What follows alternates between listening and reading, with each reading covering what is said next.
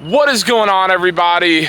It's your boy John, and welcome back to Gearbox. So obviously today in the Mk5 Supra once again, and by the title and thumbnail of this video, you know that we are going over a 3-month review of owning this car. Long story short, this car has been awesome, but I wanted to go over a couple things that really stick out to me as far as pros and cons when dealing with my 2022 Mk5 Supra. I do apologize with all the traffic here. It is rush hour on a Friday, and so basically, like me driving over here, everyone's going to be driving rather quickly and whatnot to get home. But without further ado, we'll go ahead and get right into it. So for those of you that have been along the ride with me over the past couple months or so, you know that we purchased this vehicle right here in January of 2024. We were originally working with a 2019 Subaru WRX, and as that got up in miles, we decided, you know what? Let's go ahead, change it up, go to a rear wheel drive platform, go to a coupe, and go to a 6-cylinder turbocharged engine, and we landed on the Supra. Now, it's no surprise that the Supra was one of my choices, being a fan of JDM cars. And yes, I know JDM, or is it German or whatever, it's JDM. So we'll just get that out of the way. But, you know, going from a Subaru WRX to a Supra had me a little, not concerned or nervous necessarily, but I knew that it was going to be different for a multitude of reasons. And so that's really why I wanted to make this video today. There's a lot of different things about this car that, you know, compared to the WRX, and some of them are good, some of them are bad, but want to go over all of that with you today. And to start off, number one, we're just going to talk about the ride in general. Guys, this car is amazing. Like, I don't know how else to put it. This thing right here is absolutely awesome. Between, you know, the color and the styling and the driving performance and the interior and the driving setup and everything like that, this thing is awesome.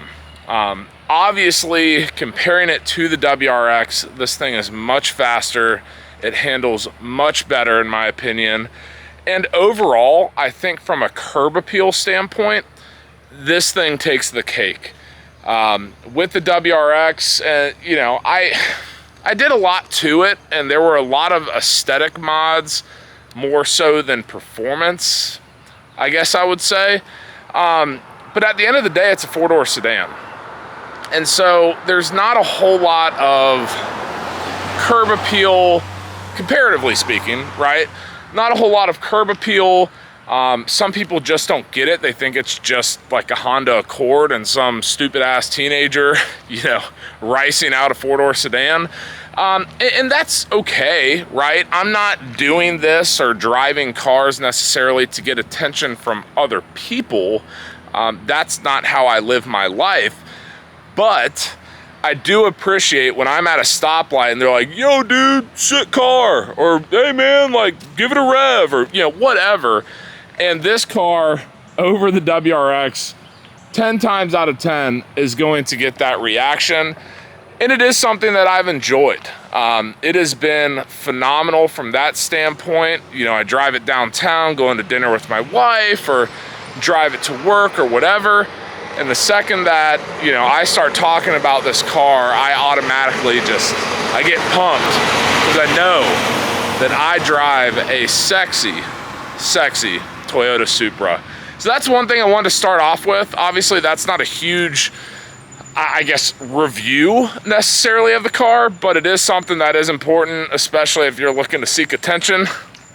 Just something to throw out there. Now, the next thing I want to talk about in today's video is really just the daily ability, if that's even a word, of the Supra. And to be honest with you guys, it's pretty dailyable. Now, keep in mind, I said pretty dailyable. As far as my purpose for this car, as most of you probably know, I have the F-150 and I have the Supra. And you know, more often than not, I'm trading off, you know, Mondays I'm driving the F-150, Tuesdays I'm driving the Supra, so on and so forth. And so I get a good mixture of both, I guess, the best of both worlds, for lack of a better term.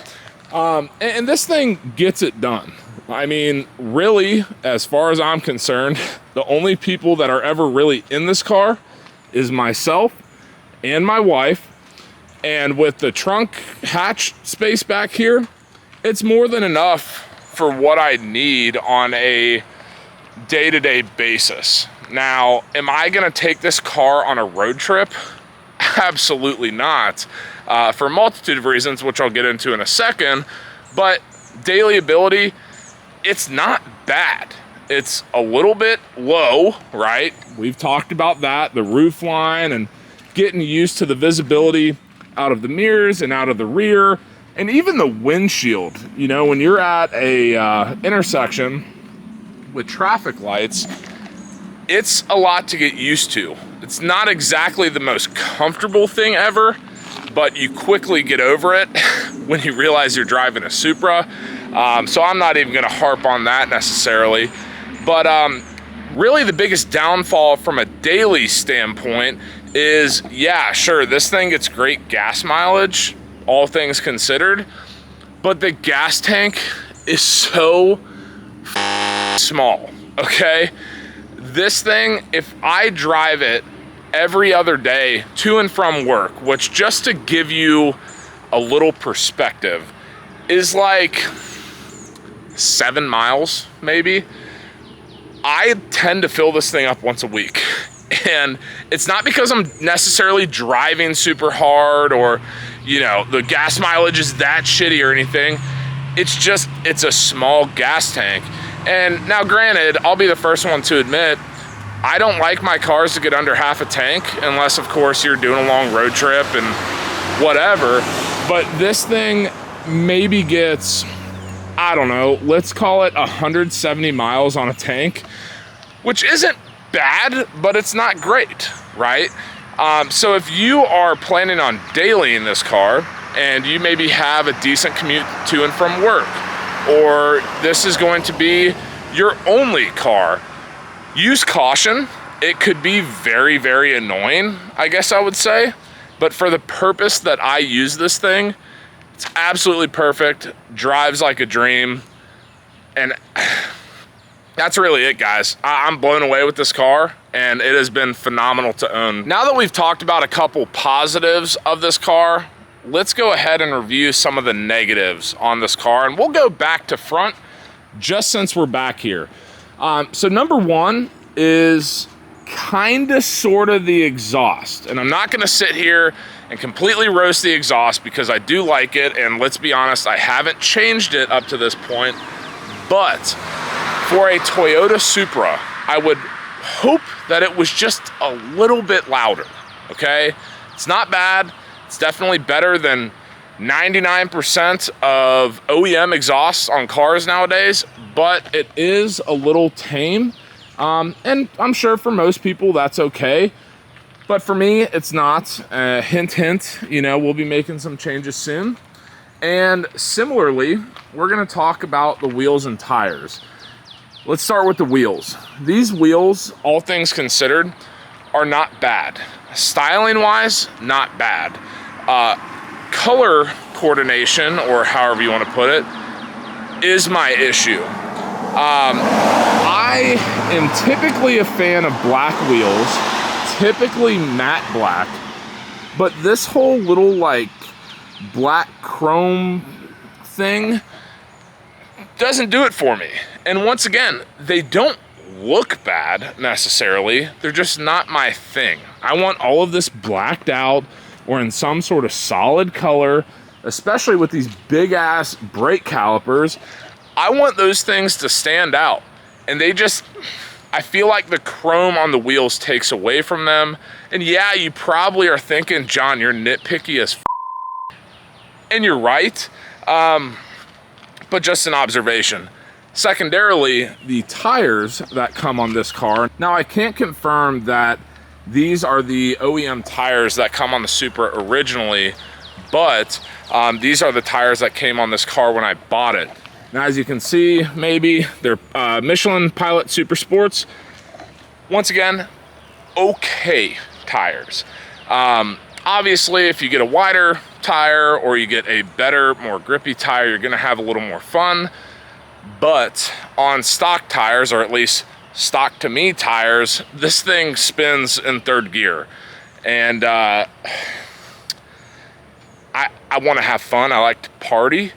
And so when I hammer it, when I had a bad day at work, or I get next to some Joe Schmo on the way to work at 6 a.m., I want to have fun. And these tires don't necessarily allow me to do so. Once again, nitpicking, I know, but just something to keep in mind. If you do buy this car, odds are you're going to want to upgrade at least the tires, if not both wheels and tires. But just one of my observations for the exterior. All right, so now obviously we have moved on to the interior, and to be honest with you guys, don't have a whole lot of negatives in here. I really, really, really enjoy the interior of this car, both from a build quality standpoint, as well as just how it makes you feel standpoint.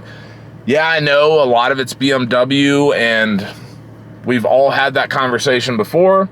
However, if it ain't broke, don't fix it, as far as I'm concerned. I think the interior of this car is awesome, and there's really not any issues with it, other than, as we've talked about, there's no skip button on the steering wheel. There's only a skip button here and here.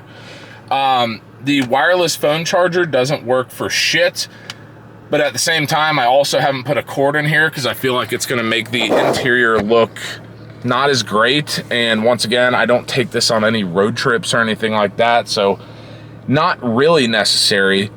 But my one biggest issue with the interior of this car, and I don't know if this is a Supra thing or if this is a my Supra thing, but if you notice, put this window down,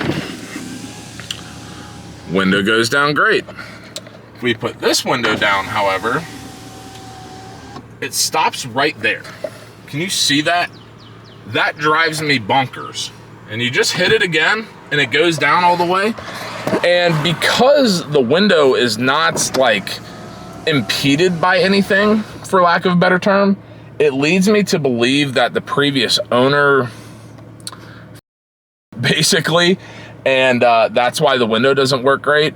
Not the biggest deal ever, but I do have severe OCD, and so when I roll the windows down and out of the corner of my eye, literally out of the corner of my eye, I see that damn window hanging out right there, it drives me nuts. But honestly, that's really the biggest nitpick for the interior. Now, I want to show you one other thing that I have an issue with on this car, and then we'll wrap the video up. All right, so moving outside now to round out, I guess, the cons of this car. We're going to talk about the hatch here. First off, as you can see, if you click the button on the door to release the hatch, it works like, I don't know, 32% of the time. So more often than not, you do have to get your keys out. Not the biggest deal in the world, but it is what it is. If you see this, obviously the body lines and whatnot, you see that this comes out here and here. And you might be led to believe that it really, I guess, the width of the actual bay here is at the glass. It's actually not. And that leads to some issues. And you will see that there is all of this real estate right here where you might be asking yourself, well, John, what's the big deal? It's a hatch, it's not a trunk. You can see, you know, you can see in the cockpit, you can see down here, you can see the Supra logo. You know, it's all kind of a one big open air, you know, thing. Here's my problem. One, when it rains, and two, when I go to work and these dickheads, and they're really not dickheads because they're just doing their job, but they blow leaves where I park, and you can see some of it up here. When they blow leaves, all of this shit gets in right around here, and it just sits there until, yours truly goes to open this hatch, boom, and then it's windy. And then all of these leaves and shit, pollen, whatever, goes everywhere. Literally everywhere. Like, it's a problem. Same thing with rain. You know, the rain runs down here and it goes here, and yeah, it's designed to act as a gutter and whatever, but like, water gets in here and it's just annoying. I don't know. Once again, probably not the biggest deal in the world, but it is to me. And so that's why we're talking about it here today on Gearbox. So guys, I hope you enjoyed that video. I hope that gives you a good understanding of what 3 months of ownership looks like for a 2022 A90 Mark 5 Supra. If you have any questions, drop them in the comment section down below. If you did like this video, please, please, please give me a big fat thumbs up. And as always, guys, hit subscribe, hit the notification bell. You know the drill. And until next time, peace.